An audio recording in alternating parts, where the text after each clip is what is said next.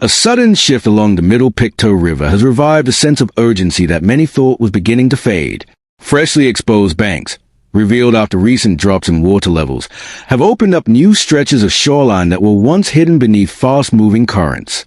That unexpected change is now driving a renewed Ontario-led search effort, one that has drawn local volunteers back into the rugged river corridor with a determination that feels heavier, sharper, and more focused than at any point in the past several weeks.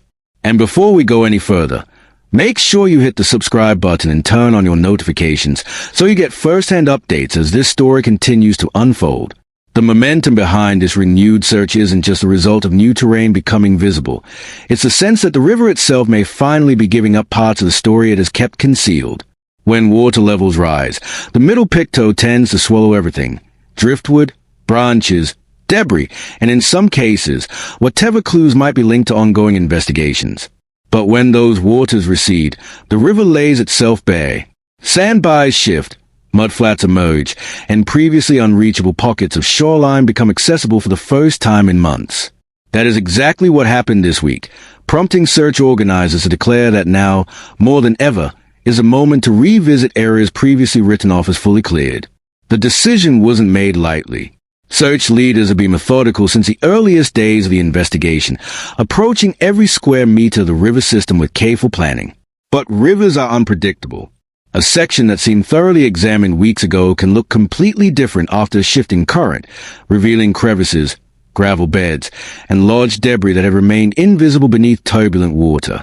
Some of these new areas are natural accumulation zones, places where the river slows just enough to trap objects, large or small, carrying them downstream before pinning them against roots, fallen limbs, or rock faces. If evidence had moved, even slightly, these newly exposed spaces could hold it now. That is why search planners believed the timing was critical. They didn't want to wait for another shift in weather or another rainfall that could cover everything again. Every minute the river remains low is an opportunity, and every delay risks losing whatever might have resurfaced. It's not simply about rewalking the same ground. It's about treating the river as a living, shifting environment that now presents a fresh landscape for discovery. When the new banks were first spotted, local residents who spend years studying the river's rhythms were the first to speak up. Anglers who understand how eddies trap light debris, hikers who know where the slopes collapse after heavy rain, and longtime residents familiar with seasonal changes all voice the same observation. This is different. This is new. This need to be searched. Their testimony played a major role in the renewed effort. People who live near rivers often notice changes before official teams do, and this was no exception.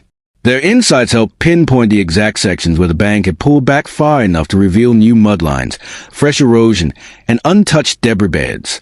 Once the shift was confirmed, Ontario-led teams immediately began planning how to cover the newly exposed stretches. They studied satellite images, water flow models, and on-the-ground photographs taken by locals. They compared these to earlier search map overlays, looking for mismatched zones, areas previously submerged or too dangerous to approach because of high water, but now safe enough for volunteers to walk through slowly and systematically. The renewed focus also comes with a sobering reality.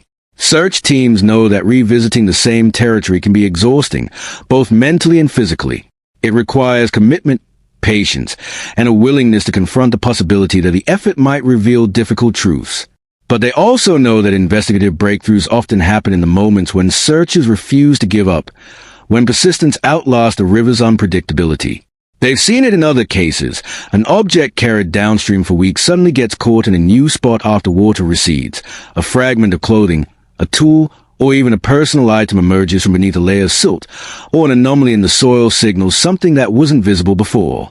These moments justify the long hours, reinforce the importance of community involvement, and remind everyone why staying vigilant matters. For search organizers, this is not just another week, not just another pass along the shoreline.